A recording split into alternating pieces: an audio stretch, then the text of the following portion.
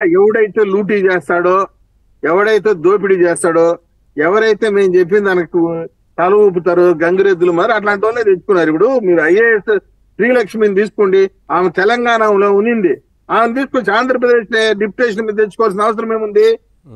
Simple question అండి. IAS Srilakshmi జైలుకు పోయి వచ్చింది, జైలుకు పోయి వచ్చినా కూడా మారలేదు. తెలంగాణలో ఉన్నింది ఆమె. ప్రధానమంత్రి దగ్గర అదే పనిగా తిరిగి తిరిగి తిరిగి తిరిగి 4-5 సార్లు ఈమెను ఎంట పెట్టుకుని తిరిగినాడు ముఖ్యమంత్రి జగన్మోహన్ రెడ్డి. ప్రధానమంత్రి దగ్గర పోయి నాకు ప్రత్యేక హోదా కావాలా, నాకు రైల్వే జోన్ కావాలా, ఇంకోటి కావాలా, ఇంకోటి కావాలని అడగల. నాకు శ్రీలక్ష్మి కావాలన్నా నా రాష్ట్రానికి అని చెప్పి తెచ్చుకున్నాడు.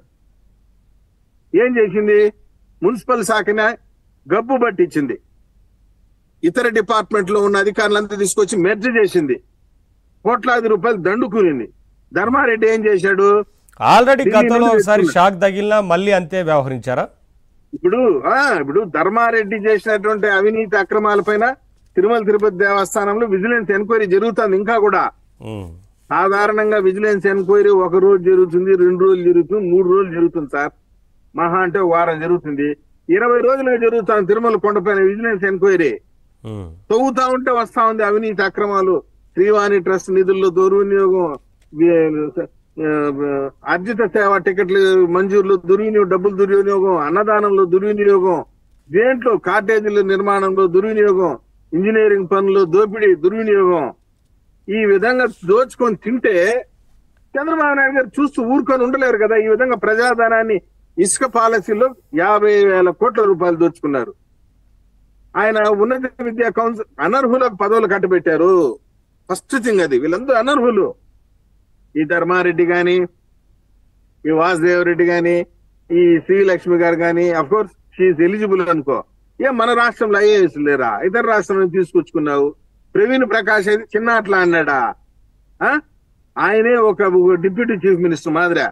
పేరుకి 5 మంది ఉప ముఖ్యమంత్రులు ఉన్నారు కానీ నారాయణ స్వామి అంట, ఆ కొట్టు సత్యనారాయణ అంట, ఆయన ఇంకొకరు వాళ్ళ పేర్లు కూడా తెలియదు. అందరూ ఉప ముఖ్యమంత్రులేండి. నిజమైన ఉప ముఖ్యమంత్రులు ఎవరు అంటే ఆయన ధనంజయ రెడ్డి, ఐఏఎస్ ఆఫీసర్. ఆయన ఒక ఉప ముఖ్యమంత్రి. సజ్జల రామకృష్ణారెడ్డి ఒక ఉప ముఖ్యమంత్రి. ధర్మారెడ్డి ఒక ఉప ముఖ్యమంత్రి. శ్రీలక్ష్మి ఒక ఉప ముఖ్యమంత్రి. ఆయన సునీల్ కుమార్ ఐపీఎస్ అధికారి, ఆయన ఒక ఉప ముఖ్యమంత్రి. సంజయ్ కుమార్ సిబిసిఐడి చీఫ్, ఆయన ఒక ఉప ముఖ్యమంత్రి. ఆయన అయితే ఢిల్లీలో పోయి ప్రెస్ మీట్ పెడతాడు ఐపీఎస్ అధికారి. ఏమి? చంద్రబాబు నాయుడు గారు అరెస్ట్ అయితే ఆ వివరాల్ని ఢిల్లీలో పోయి ప్రెస్ మీట్ పెడతాడా సార్ ఎవరన్నా? ఏమంత అవసరం? ఎవరు అడిగారు నేను నేషనల్ మీడియాలో పోయి ప్రెస్ మీట్ పెట్టి చెప్పమని చెప్పి ఎవరు అడిగారు?